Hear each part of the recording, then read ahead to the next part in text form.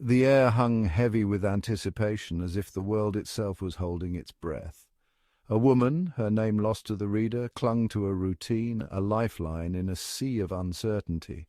Each day she followed the same path, hoping for a change, yet fearing it at the same time. Every day the same, every day a dull ache in her heart. The monotony was both a comfort and a curse, a constant reminder of what she had lost.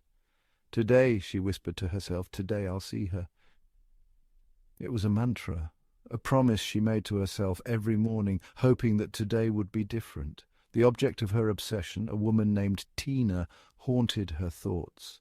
Tina was more than just a memory. She was a presence that lingered in every corner of her mind. Tina, with her laughing eyes and infectious smile, was a ghost that refused to be forgotten. Her laughter echoed in the woman's mind, a bittersweet melody that played on repeat.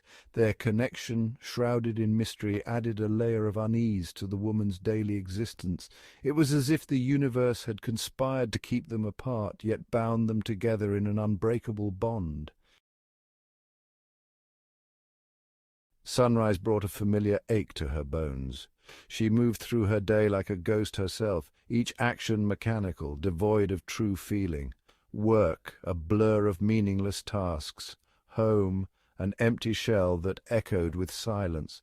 Only the thought of Tina, of seeing her again, gave her purpose. This hope, this desperate yearning, was all that stood between her and the abyss of despair.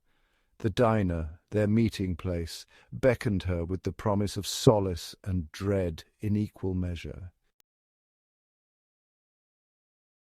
The diner, with its faded booths and flickering neon sign, held its breath.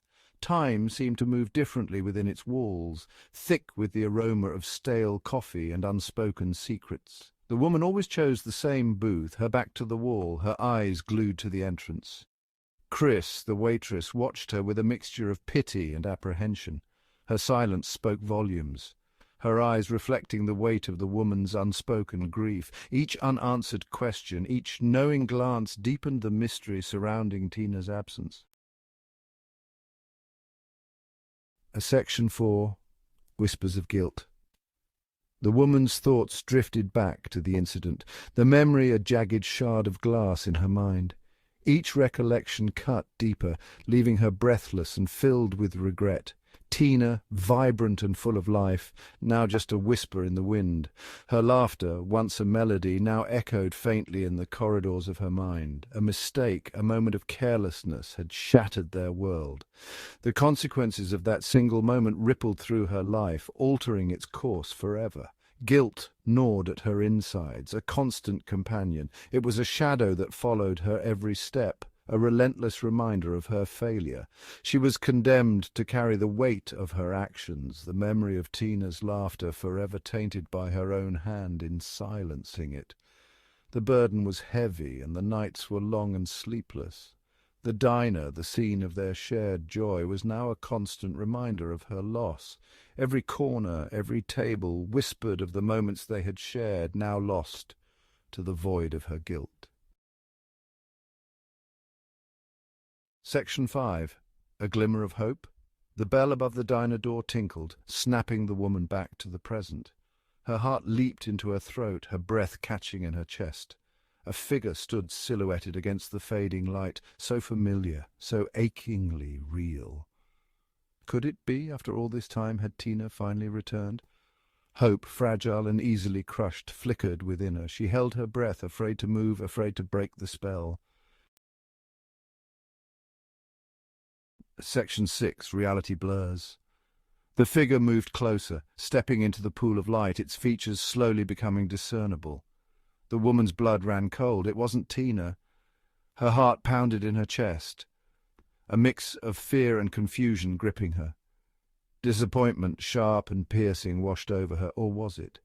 She couldn't tell if it was disappointment or something more sinister. A flicker of doubt, a trick of the light. The room seemed to shift and change with every blink, reality slipping through her fingers. The line between reality and illusion blurred, leaving her stranded in a sea of uncertainty. She felt as if she was walking through a dream, unable to wake up. Was she losing her mind, clinging to a ghost of her own making?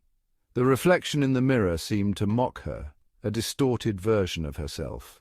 Or was Tina, in some inexplicable way, reaching out from beyond the veil, forever bound to her by their shared past? The connection felt real, almost tangible, as if Tina's presence lingered just out of reach, a haunting reminder of what once was.